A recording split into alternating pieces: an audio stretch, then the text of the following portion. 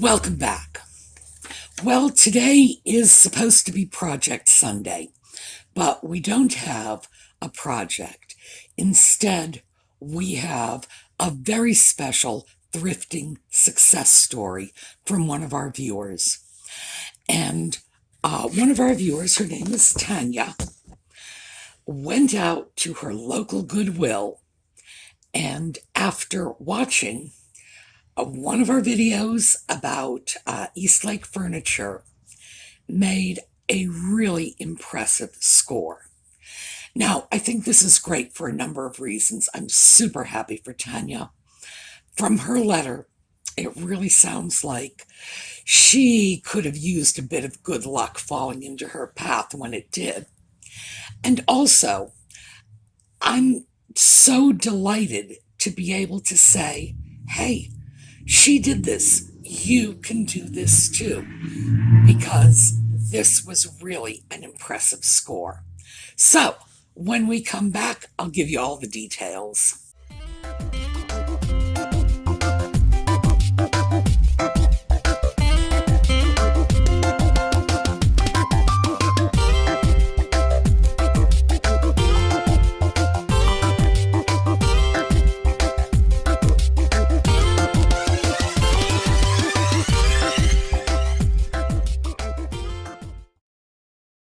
All right, so let's start with Tanya's letter.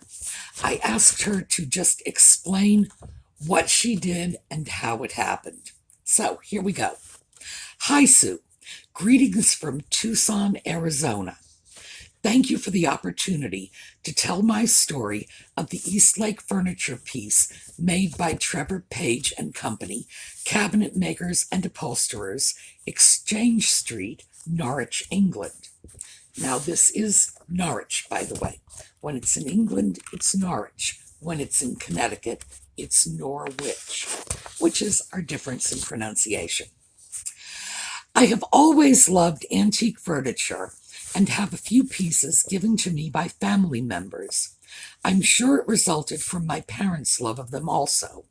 They had tables with claw feet holding on to glass orbs from my grandmother, circa early 1900s, an 8-foot-long clawfoot couch, and various carved fretwork curio cabinets, to name a few.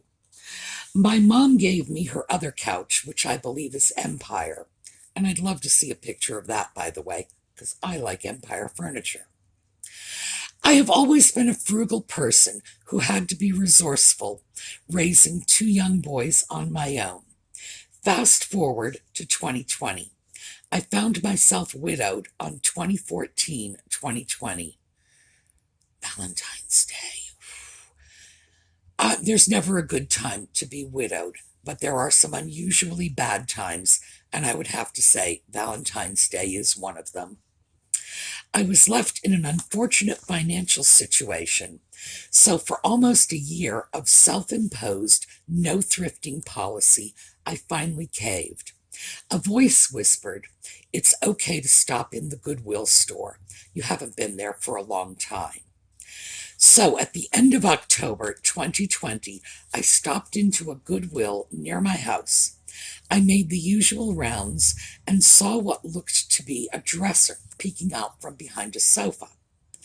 I made a beeline to see it more closely. First, I noticed it looked like some of the furniture you were teaching us about in the Lutz Antique Store video I had just watched.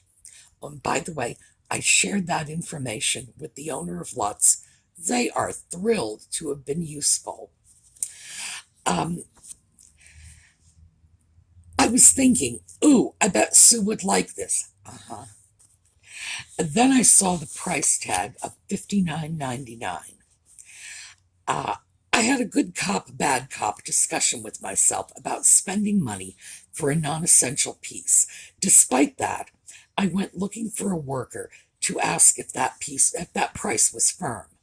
I did find a worker, and she said she could not offer a discount because it had only been on the floor for about an hour. Then she pointed out the mirror that was sitting on the floor behind it, and then told me it was included. I hadn't even noticed it. I loved beveled mirrors, so after seeing it, I was hooked. I justified the price since it had a mirror. I promptly paid for it and drove around to the pickup area. Two young men loaded up the piece into my van.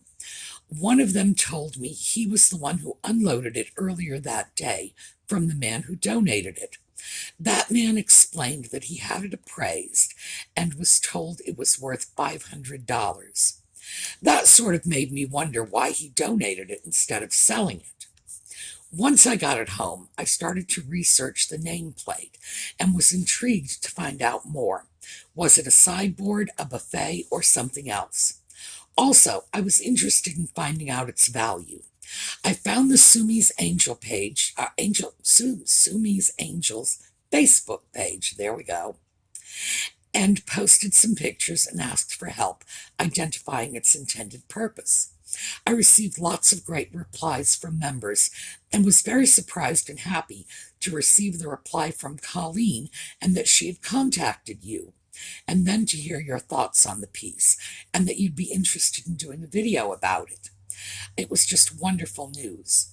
That definitely brightened my day. So that's how it all happened.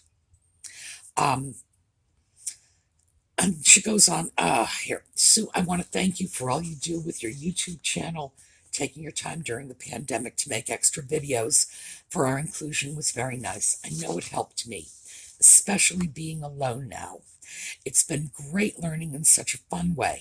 I've learned many valuable lessons regarding different items to thrift, cleaning, repairing items, how to make a side income making Tidbit trays, etc. I'm considering doing that and sell on eBay. I get excited to go forward with it and have everything set up, but then I get a bit scared off for some reason, probably because it's all new to me. Guess I just need to take the plunge and try it. I will close now and get this emailed to you. Again, let me know if there's anything you need that I may have overlooked. Take care, Tanya. Well, lovely words from Tanya. Tanya, go ahead, take the plunge. And yeah, we all had a lousy 2020. We were on lockdown. Some of us were sick. Some of us lost people. Tanya's 2020 was obviously a little worse than most, certainly.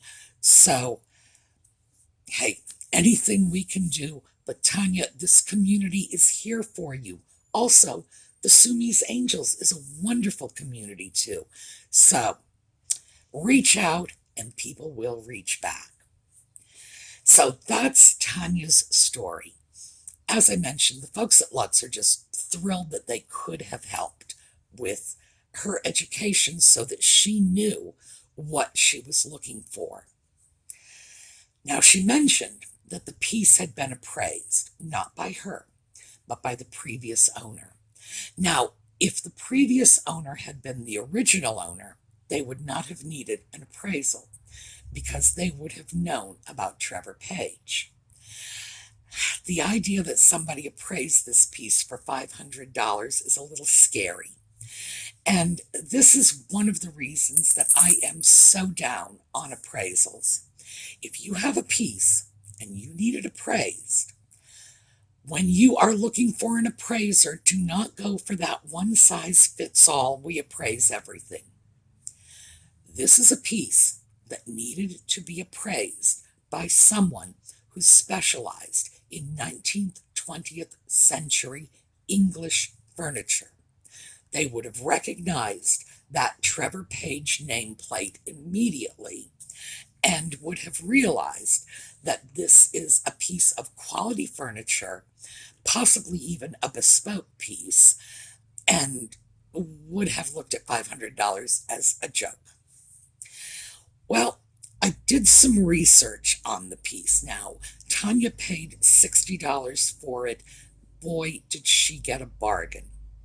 Now, Trevor Page and Company was in business in Norwich from 1843 to 1983. At that time, I believe they moved and were in business briefly elsewhere because they finally shut down their books officially with the British government relatively recently in the 21st century. So that indicates to me they were in some kind of business for a little while longer. In their heyday, they were known especially for their large case pieces. So, case pieces of furniture are pieces of, the name comes from the fact that they encase something. So, behind me, we've got a bookcase. So, you see the name still survives. A dresser would be a case piece because it encloses, it has drawers. A wardrobe, doors.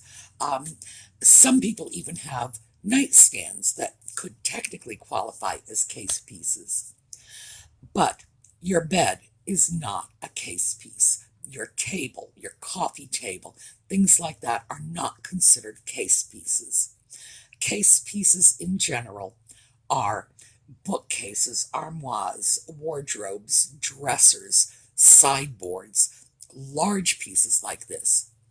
And that was what Trevor Page was especially known for. They did very high-end furniture. They did a lot of bespoke pieces. That's one-of-a-kind pieces that would be made to the specifications of the buyer. In other words, somebody comes in and says, anything from, I would like a sideboard that's about 5 feet long for my dining room, right up to, and here's the drawing, and this is what I want the drawers to look like, and so on. You can take it to extremes. Their buyers were the affluent upper middle classes. This was not whatever England's version of Kmart might have been in the second half of the 19th and throughout the 20th century. Very fine furniture. I have been able to get some prices. But before we get into that, I want to show you Tanya's sideboard.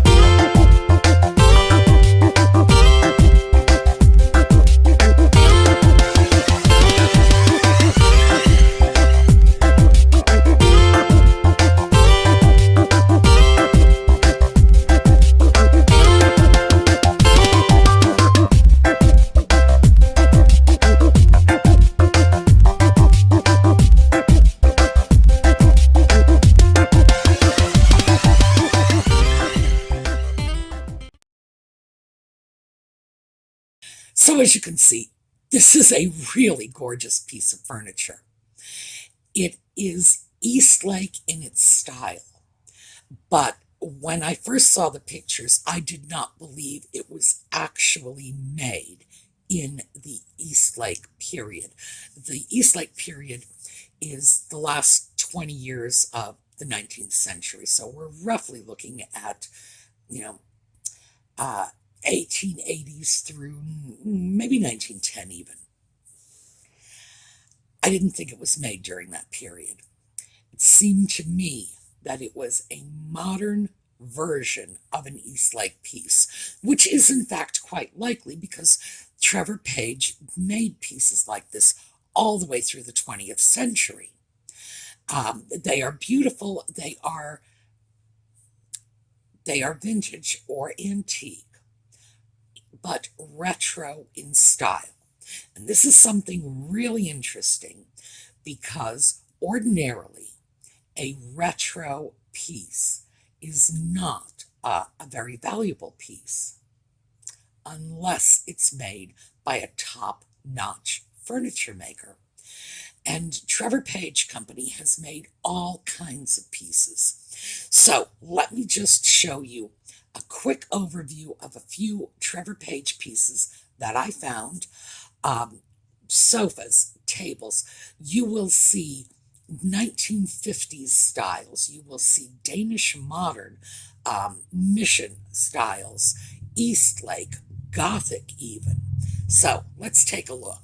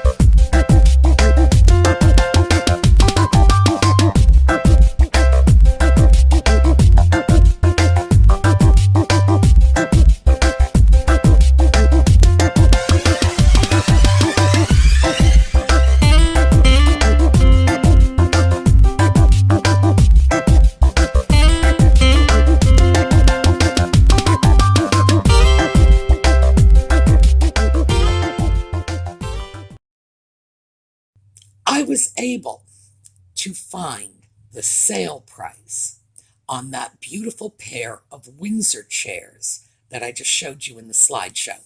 Now, a Windsor chair is a chair with a bent wood frame and dowels for the back. Sometimes they have arms, sometimes they don't.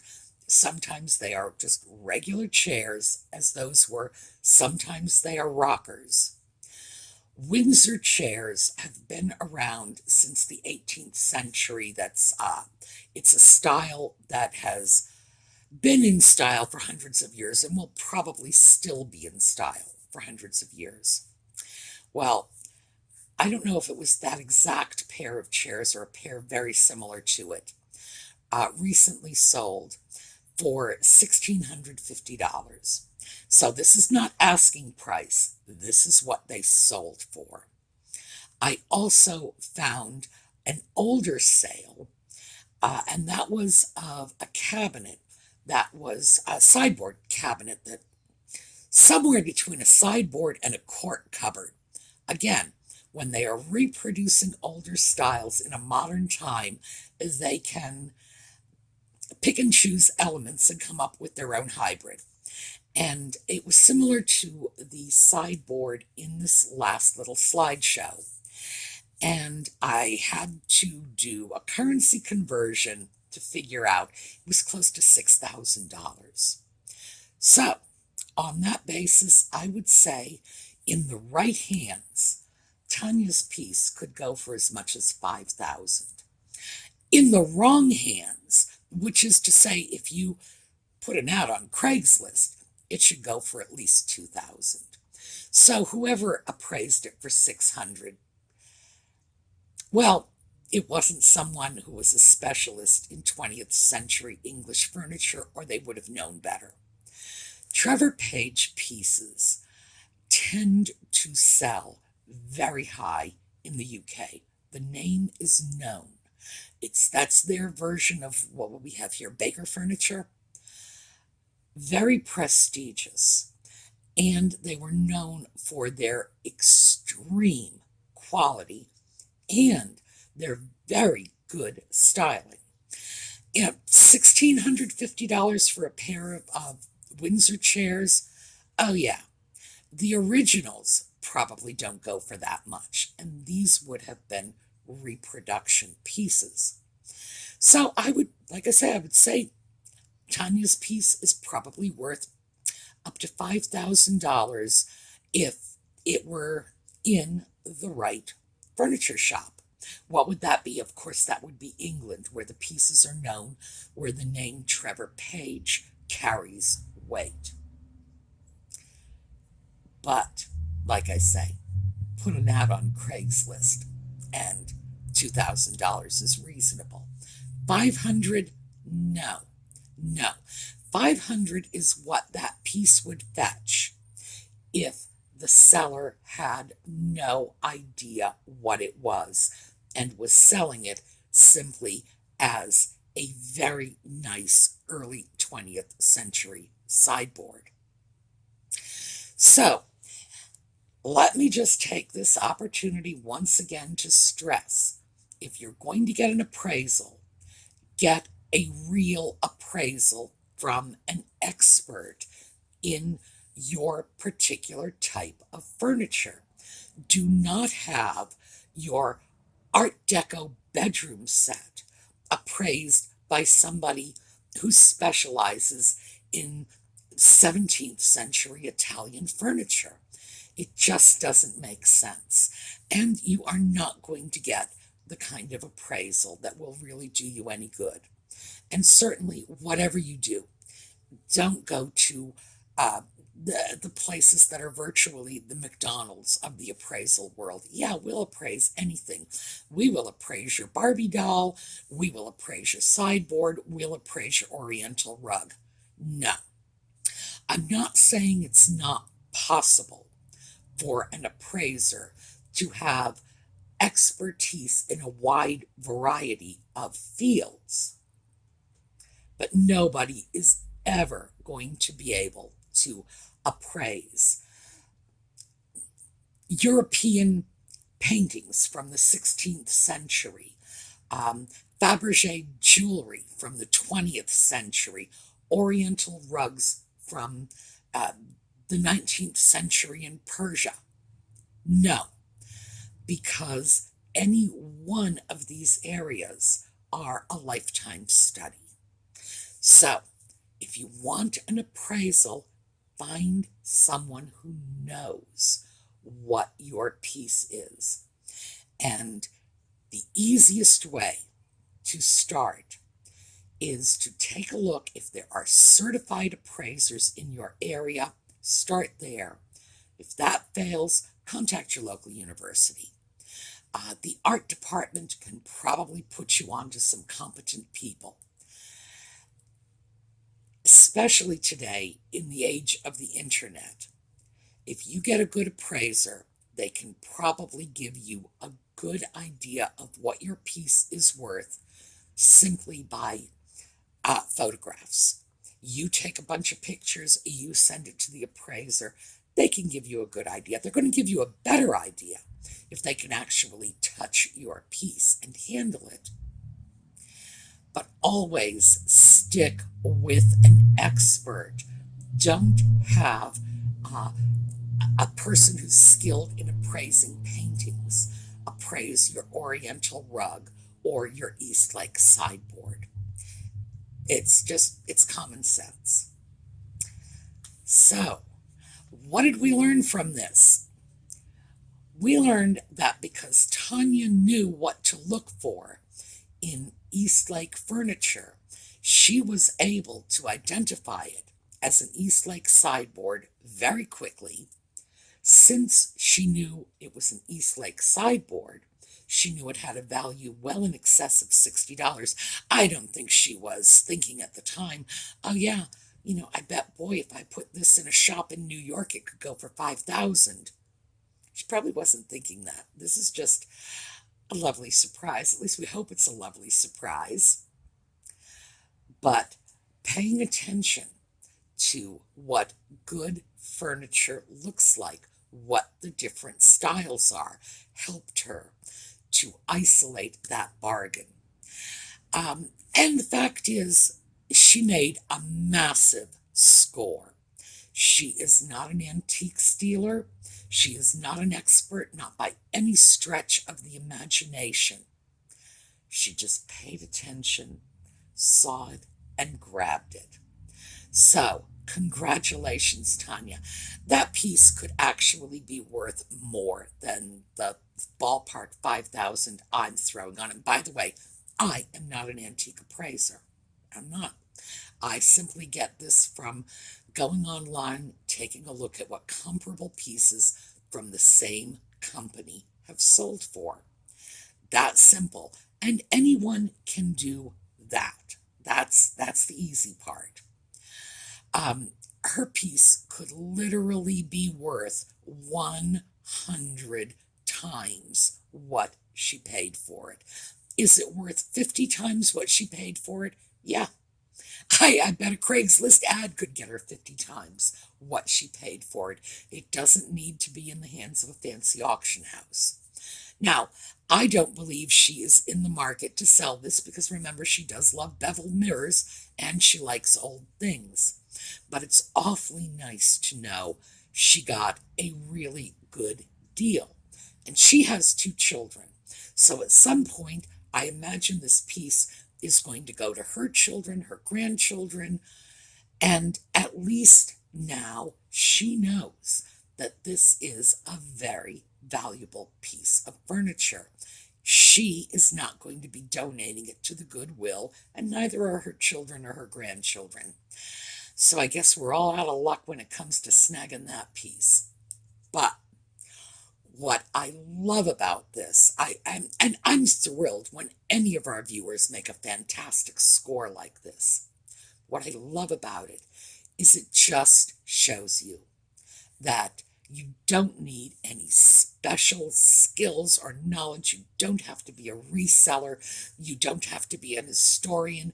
You don't have to be an expert on turn-of-the-century furniture. Just keep your eyes open. Pay attention.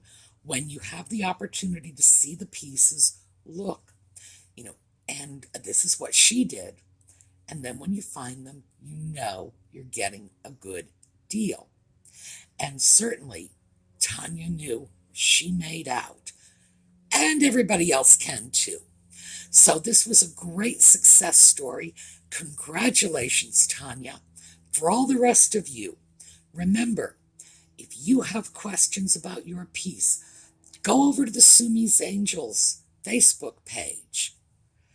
They have some people there who are really knowledgeable, and they would be glad to give you their opinions. And, I don't go over to the Facebook page very often, mostly because I'm so inept when it comes to Facebook. I can think I'm going to Facebook and I can actually be going to, the government accounting webpage. Facebook I get lost on. But whenever anything interesting comes along, Colleen will usually send me pictures and I get to enjoy it. So keep in mind, they are a resource too. And also, they have their resources. They know when to say, ooh, this is important, and they'll call somebody else in to take a look at it. So I wanted you all to see this. I'm thrilled.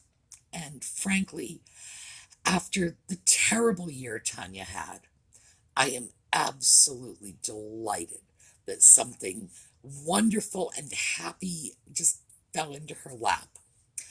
And remember, it could fall into your lap too. All right, I'm going to show you Tanya's sideboard again before we leave. And I'm going to finish up with a little slide from Brownhaven Studios. I think we'll go back to their birds. I do love Liz's bird pictures. So, have a terrific day. Get out there. Check out your thrift shops. Oh, I almost forgot. Tanya, in her letter, said that she went and asked the shop clerk at the Goodwill if they would take an offer on the piece if the price was firm. Never forget to do that. Very often they will take an offer on a piece that has been sitting around for a while, that they're anxious to move. After all, it doesn't do them any good sitting on the floor. Never hesitate to ask. Now, they wouldn't take an offer on Tanya's piece, but I love the fact that she tried anyway. So don't forget to do that. That was just a nice little point that she threw in there. All right, have a terrific day. I will see you all next week.